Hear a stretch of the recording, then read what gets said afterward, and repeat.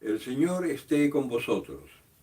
Del Santo Evangelio de nuestro Señor Jesucristo, según San Marcos.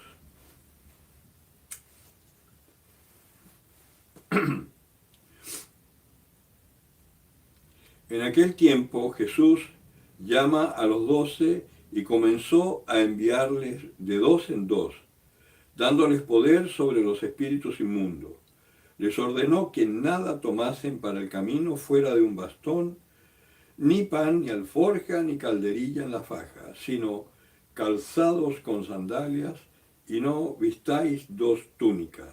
Y les dijo: cuando entréis en una casa, guardaos, quedaos en ella hasta que marchéis de allí. Si algún lugar no os recibe y no os escucha, marchaos de allí, sacudiendo el polvo de la planta de vuestros pies, en testimonio contra ellos. Y yéndose de allí, predicaron que se conviertan, expulsaban a muchos demonios y ungían con aceite a muchos enfermos y los curaban. Palabra del Señor.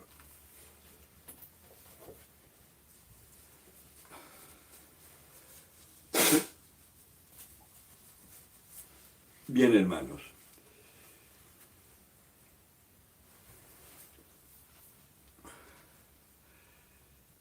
Podríamos decir con estas lecturas que con razón hoy hay tanta gente que no cree, porque nosotros no hacemos estos milagros. Nosotros no curamos a los enfermos, no les ponemos el óleo de los enfermos y se curan, sino que se mueren. No tenemos como que no tuviéramos ningún poder, ¿no? Lo que nos puede hacer dudar de si es verdad esto que sucedía antes o si es verdad que el Señor nos ha elegido. Pero es un problema que esto no sucedió antes y que ese poder no existe, o es un problema que nosotros no sabemos cómo abrirnos al corazón para que esto se dé en nosotros. San Pablo, hay una lectura que dice: ¿cómo van a ir si nadie los envía? ¿Y cómo van a hablar si nadie les enseña? Y ahí está el problema. Nosotros hemos recibido una fe que es una fe de mucho esfuerzo personal, que es de miedo a Dios, no de temor de Dios. Hay una diferencia entre el miedo y el temor. El miedo es algo que te paraliza, el temor es algo que te pone alerta, ¿no? Yo siempre saco el mismo ejemplo, pero que creo que es muy claro. Cuando uno está muy enamorado, tiene temor de hacer algo, ¿no?, que pueda hacer que la novia se enoje, se ofenda o te deje. No es que uno tenga miedo de la novia, no. Uno tiene temor de hacer algo que pueda herirla. De esa misma forma, ¿no?, el temor de Dios, ¿no?, es ese temor de hacer algo que contriste a Dios, que le dé pena. No es como decía acá en la epístola a los Hebreos, ¿no?, que Moisés, cuando Dios hablaba en el monte, ¿no?, era tan concreto que el mismo Moisés exclamó: estoy aterrado y tiemblo, ¿no? Porque claro, la presencia de Dios, también en la Escritura dice, nadie puede ver el rostro de Dios y seguir vivo, ¿no? Por eso también en otro pasaje de la Escritura dice que Elías vio la espalda de Dios, ¿no? Sí, Elí. Nosotros nos hemos acercado, en cambio, a un Dios, el mismo Dios, pero en una circunstancia diferente, a un hombre concreto, real, que era el mismo Dios hecho hombre, Jesucristo. Y por él entonces nosotros tenemos la posibilidad de acercarnos no a credos y a doctrinas de alguna manera muy lindas, por cierto, el hinduismo es precioso, pero es fantasioso.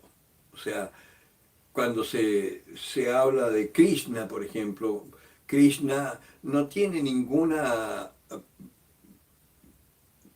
eh, aval histórico, el famoso príncipe azul. Jesucristo sí tiene un aval histórico, y un aval histórico de tal forma que mientras fue hombre era exactamente igual a nosotros, menos en el pecado, porque fue un hombre que no cometió pecado. Y ahí sí hay algo, mucha tela que cortar, porque por ejemplo lo vimos bastante enojado, irritado, agarrando lazo y volcando mesas en el templo, echando a los cambistas fuera y a los que vendían animales en el templo, que habían transformado su casa, la casa de su padre, casa de oración, en un mercado. Y uno puede decir, bueno, pero ahí hay rabia. No, no, no. San Pablo dice, si os airáis, no lleguéis a pecar. Lo que significa que esa fuerza, ¿no?, puede ser un pecado, pero en este caso dice, el celo de su casa lo consumía. Vale decir, el hombre sin pecado es aquel que actúa sin intención de dañar a nadie. Para cometer pecado hay que tener la intención de hacer el mal. Pero a veces hacer el bien conlleva tener una fuerza que muchas veces contradice a los que te rodean. Ser cristiano hoy, ¿no?, es mal visto. Y un poco más adelante será un delito. Y seremos perseguidos en la medida en que, habiendo conocido el amor de Dios, habiéndonos dejado tocar por el Espíritu del Señor, tengamos la fuerza para manifestarnos abiertamente en contra de este sistema, de estas ideologías imperantes hoy que nos quieren destruir, que quieren eliminar lo más fundamental de nuestra vida, que es el hombre de Dios, el hombre espiritual. Quieren anular nuestra parte espiritual para ser como unos borregos manipulados ideológicamente y obligados a hacer lo que ellos quieran, como engranajes de una máquina. Nos quieren robar lo esencial que es nuestra libertad. Por eso es tan importante acercarse a Dios. Es el único que te hace recuperar tu dignidad de ser humano, que tiene una parte física, que es mientras nos manifestamos en esta tierra, y tiene un sentido sobrenatural y eterno que el mundo no quiere que descubramos. Pero ¿cómo vamos a poder mantenernos firmes ante esta avalancha, esta segunda ola de impiedad que se viene, si no hemos conocido al Señor? Si no hemos dejado que el Espíritu Santo actúe en nosotros. Por eso es tan importante dejar que esta palabra penetre en nuestro corazón.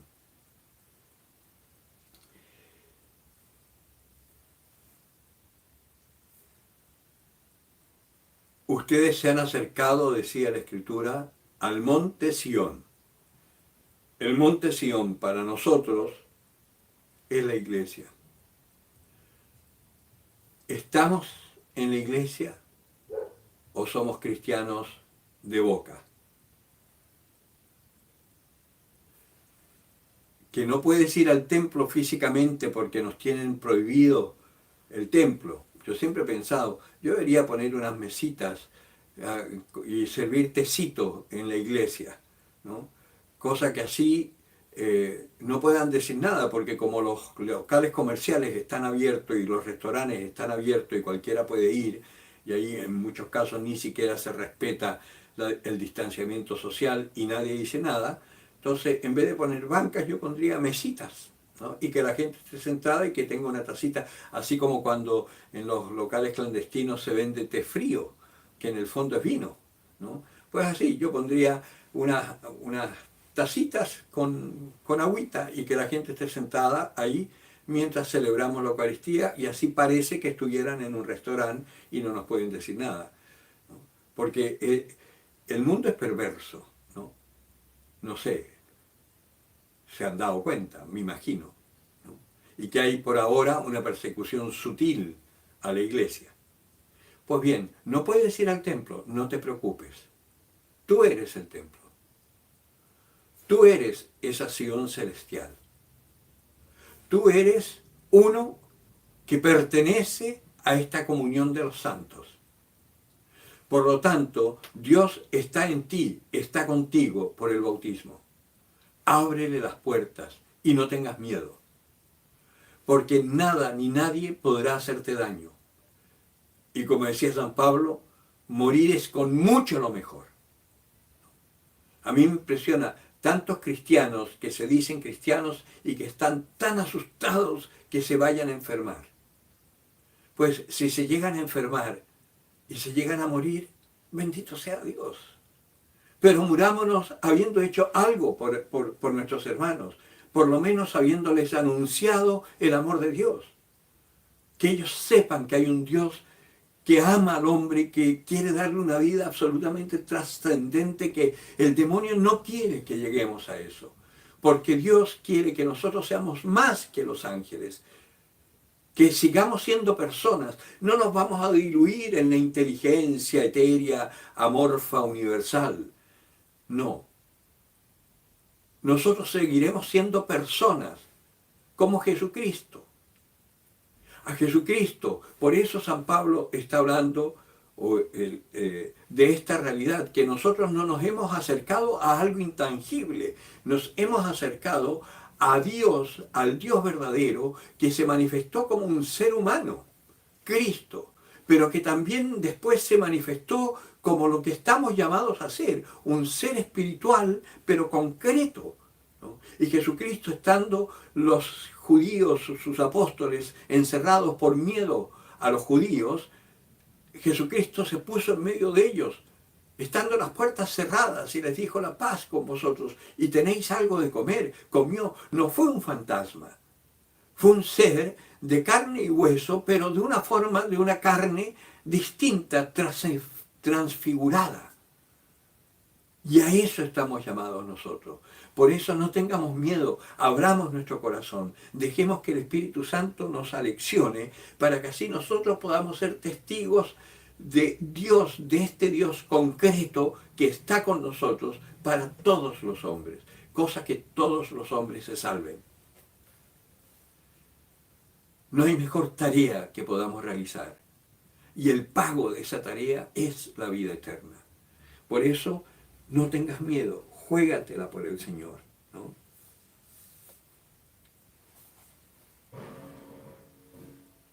El Señor es grande y digno de alabanza.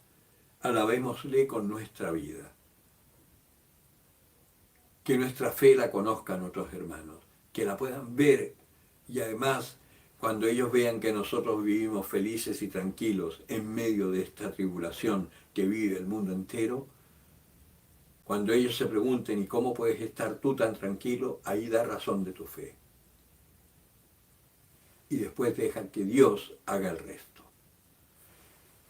Bien, hermanos, espero que esta misión que el Señor nos ha encomendado y para eso nos ha elegido, la podamos llevar a cabo sin miedo, con la ayuda de Dios. que cada cual vea dentro de sí qué le hace falta para poder cumplir con esta misión. Y si te hace falta algo, pídeselo al Señor y el Señor te lo dará. Bien, que tenga oídos para oír, que oiga.